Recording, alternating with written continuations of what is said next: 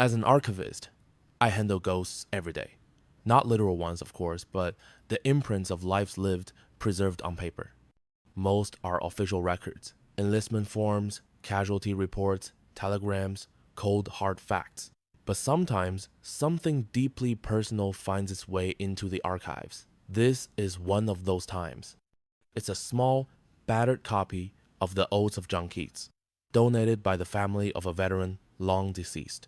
For months, it was just another book on a shelf.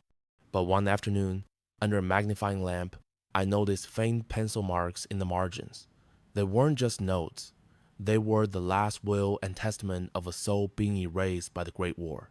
The final testament of Lieutenant Alistair Finch, presumed lost in the Battle of the Somme, 1916. The book itself is a relic, its cover stained with mud and something darker. The first 24 pages are clean, the notes of a scholar. Alistair underlined passages with neat, precise lines. Next to Keats's Ode to a Nightingale, where the poet longs to fade away into the forest dim. Alistair's early handwriting is firm, philosophical. Handwritten Note 1. He writes of escape as a peaceful fading, a luxury. Here, one does not fade. One is simply deleted. A line erased from a page by a clumsy, indifferent hand. Is non-existence a comfort if it is violent? He seems to be wrestling with his reality, using the poet's words as a framework. He tries to find beauty. Next to a line about the coming musk rose, full of dewy wine, he makes a heartbreaking comparison. Handwritten Note 2.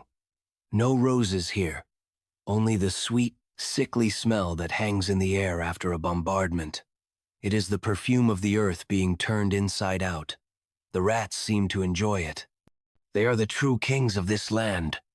As the pages turn, the neat underlining gives way to frantic brackets.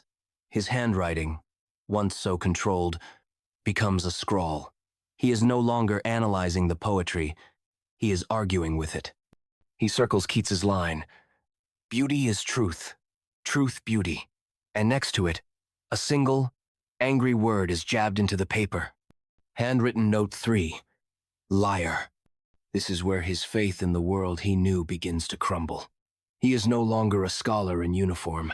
He is a man trapped in a nightmare, and the beautiful words of his favorite poet have begun to feel like a betrayal. He grapples with the sounds of war. Keats writes of birdsong, and Alistair writes of the shells. Handwritten Note 4. The larks still sing, high above the mud. They must think our shells are a new kind of thunder. They do not know that these storms are not from God.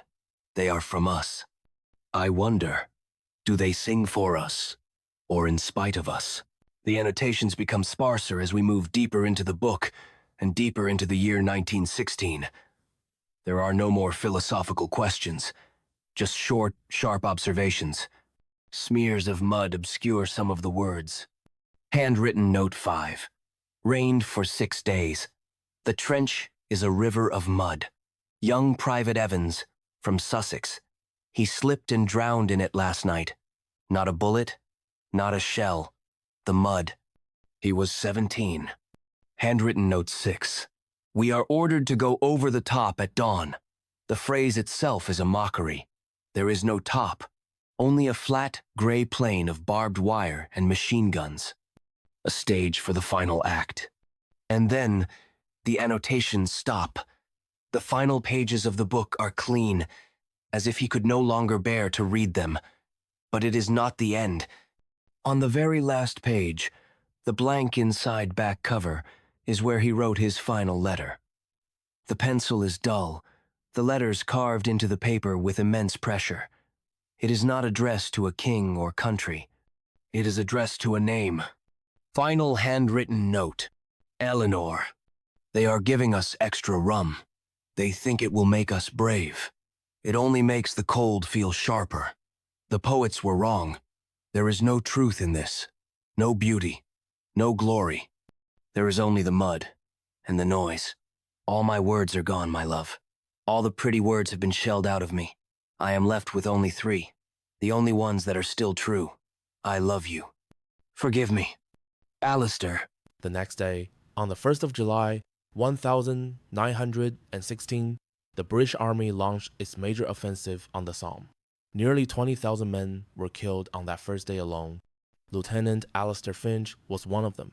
His body was never recovered, swallowed by the mud he so despised. This book is all that remains. It is not a military record. It is a headstone. The story of one brilliant, gentle soul among a lost generation, who discovered in the end that the only poem that mattered was the one he could no longer write.